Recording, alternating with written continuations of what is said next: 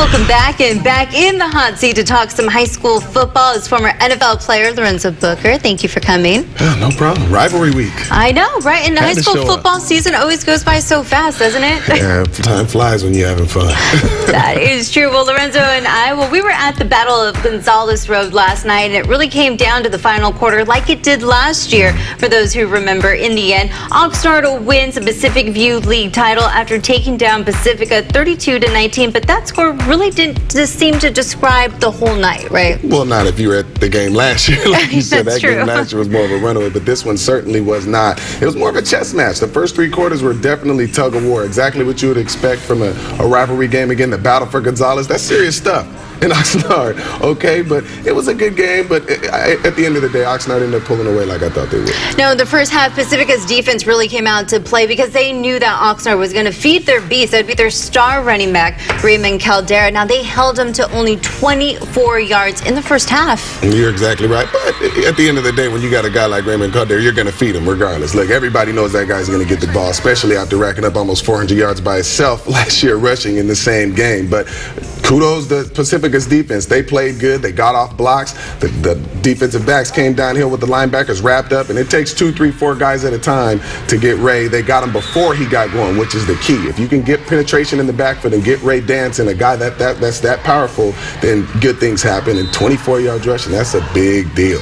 Now, it was a close one. This game was tied up at 19 going into the fourth quarter. So what happened after that? Well, I mean, you didn't think they were going to hold Ray down forever, did you? They did a good job. Well, they did. And anyone who was in an Oxnard uniform knew that there was only a certain amount of time before Ray got loose. Look, Ray is one of the most determined people, not just players, but people, I think, in the entire area. And he runs the ball that way. So much intensity, so much fight, like every play is his last. And that's hard to match that kind of desire, and that was Pacifica's issue. They matched it for the first 2 quarters, even the first 3, really, if you want to get technical, but their inability to match it for 4.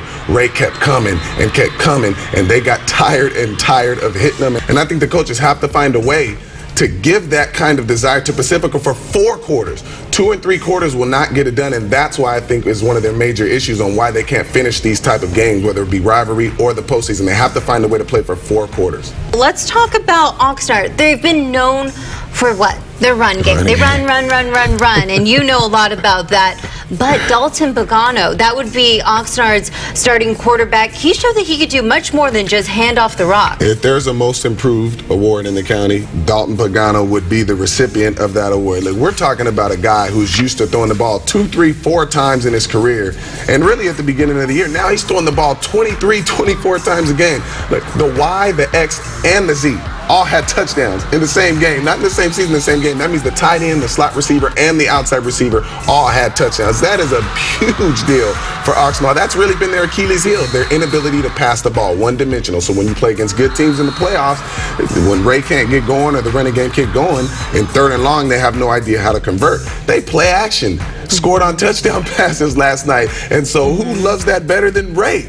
I mean, at the end of the game, he was the major beneficiary of that. So David Pagano is certainly one of the key factors, and that helps them going into the postseason. I agree. So Oxnard, they win the league title. They also get the top seed, while Pacifica, they're also going to the postseason. But how do you think these 2 teams will do in the postseason? Well, for Oxnard, it's favorable. They won the Pac View again, and that means they get a favorable seed, which means they get a weaker opponent in the first round. They're almost guaranteed a victory as long as they don't come in there messing around. Pacifica, on the other hand, in the same situation they were last year. And it's not so much them pulling a good team to play in the first round, but again, my concern with Pacifica is their inability to finish. It doesn't seem that they're used to having to rise to the occasion in big games, and I don't think that's a knock on the talent. I think they've got good players, but I think if Coach Moon can find a way to challenge them in the film room, challenge them on the practice field, that way their default response in these games is to turn up instead of turn down. Again, that's not something that's so easily fixed. I think Pacifica has a rougher time than them matching up in the playoffs. Ooh, those are some fighting words. You hear that, Trey?